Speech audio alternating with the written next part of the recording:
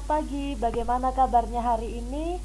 Pasti semuanya sehat-sehat ya. Anak-anak, kita akan mulai belajar lagi bersama-sama ya. Sebelum kita belajar, mari kita berdoa terlebih dahulu. Ambil sikap doa yang baik, mari kita berdoa bersama-sama. Dalam nama Bapa dan Putra dan Roh Kudus. Dikasihilah hati kudus Yesus di seluruh dunia untuk selama-lamanya. Allah Bapa di surga, kami berterima kasih atas waktu yang boleh kami terima ini. Terlebih, kami bersyukur atas kesempatan belajar yang Engkau berikan. Kami mohon kepadamu ya Tuhan, supaya Engkau menerangi akal budi kami, agar dapat menerima pelajaran dengan baik. Berilah kami kekuatan agar dapat memahami pelajaran yang akan kami pelajari ini. Berilah pula kami semangat belajar yang tinggi, supaya kami dapat belajar dengan rajin, tekun, dan teratur. Bunda Hati Kudus, doakanlah kami. Dalam nama Bapa dan Putra dan Roh Kudus. Amin. Nah anak-anak, kita sudah berdoa bersama-sama ya. Karena kita masih belajar online, jadi anak-anak silakan perhatikan video ini dari awal sampai akhir ya. Anak-anak, sekarang coba kamu siapkan buku dan alat tulisnya, dan nanti kamu lihat di Google Classroom kalian masing-masing. Kami sudah memberikan materi pada Google Classroom kalian masing-masing ya.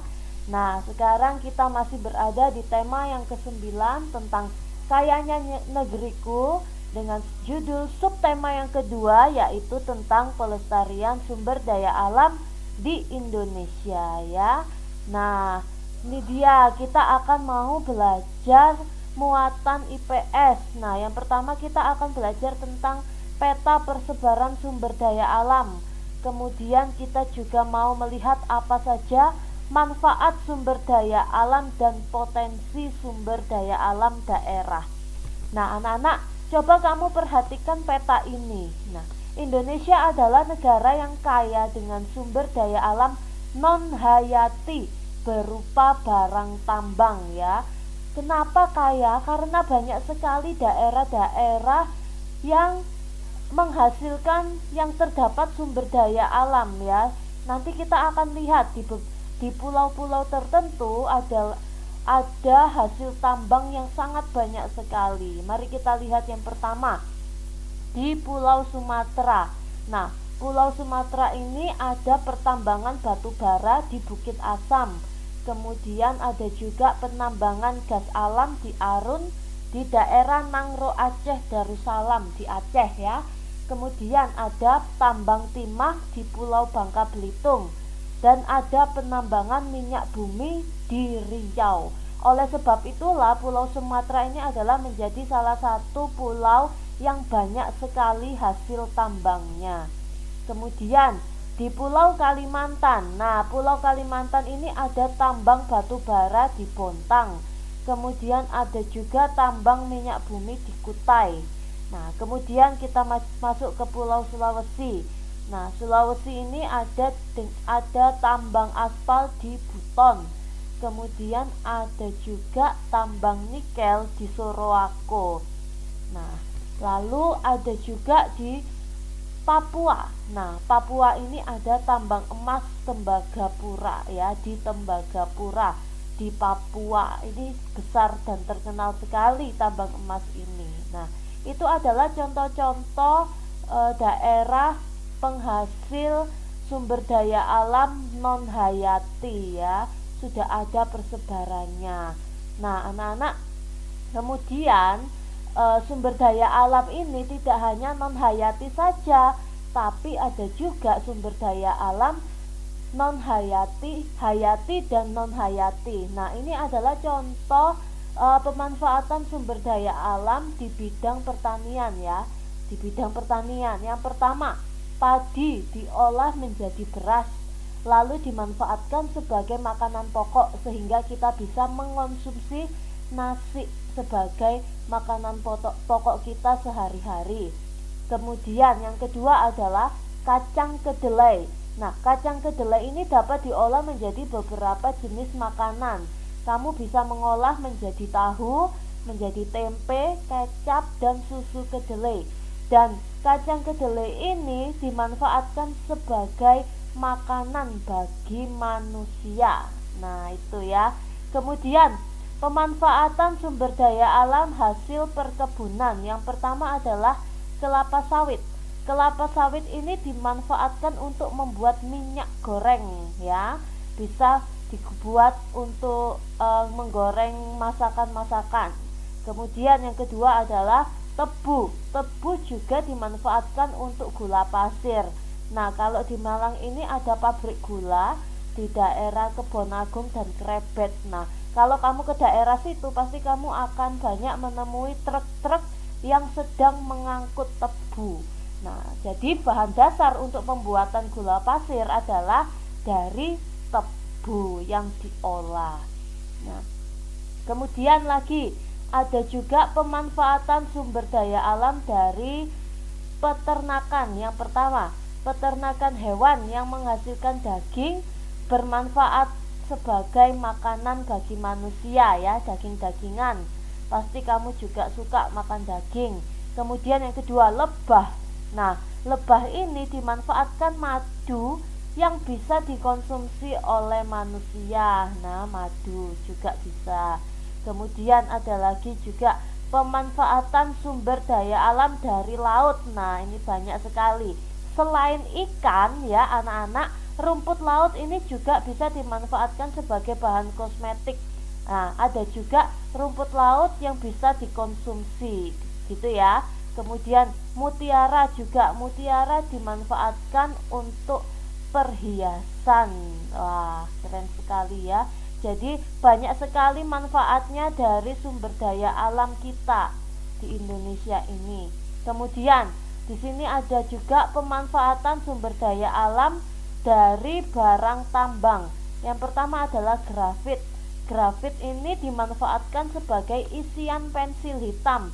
Nah, kalau kamu amati pensilmu, nah itu kan di dalamnya isi pensilnya kan warna hitam. Nah, itu terbuat dari grafit. Nah, kemudian gas juga dimanfaatkan sebagai bahan bakar kompor gas di rumah tangga.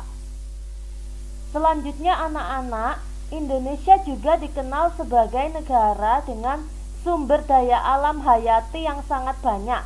Nah, kalau tadi kita sudah belajar yang non hayati dan beberapa contoh pemanfaatan sumber daya alam hayati. Nah, sekarang kita akan melihat banyak sekali sumber daya alam hayati di daerah Indonesia ini ya. Mulai dari kelapa, kelapa sawit, cengkeh, ikan tuna, rumput laut, jagung, kopi, dan lain-lain. Jadi banyak sekali sumber daya alam hayati yang sering kita konsumsi ya sebagai makanan kita sehari-hari. Nah, contohnya di sini adalah di daerah Sumatera.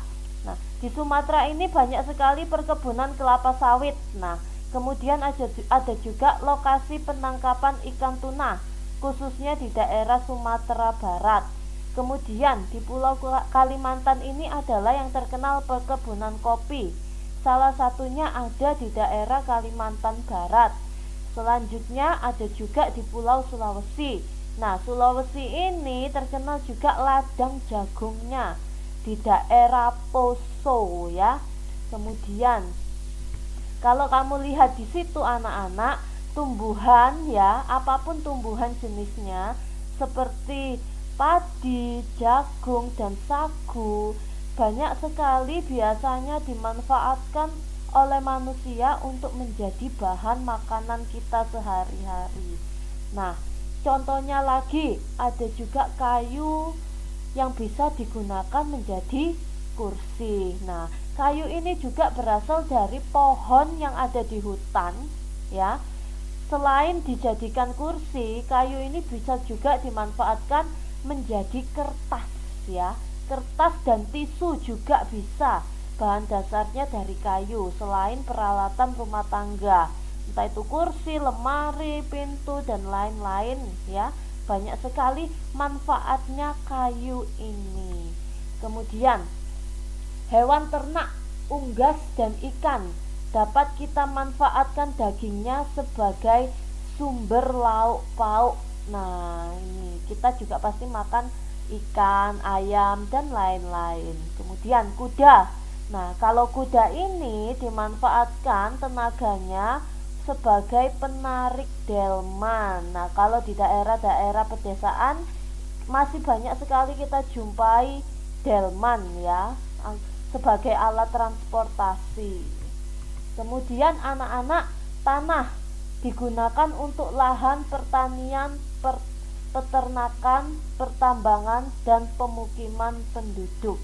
Nah, kemudian di sumber daya alam non hayati ini yang terdiri dari barang-barang tambang antara lain seperti minyak bumi, batu bara. Nah, itu digunakan sebagai bahan bakar. Kemudian bauksit digunakan sebagai bahan baku aluminium. Kemudian juga besi digunakan untuk membuat kerangka bangunan dan peralatan rumah tangga.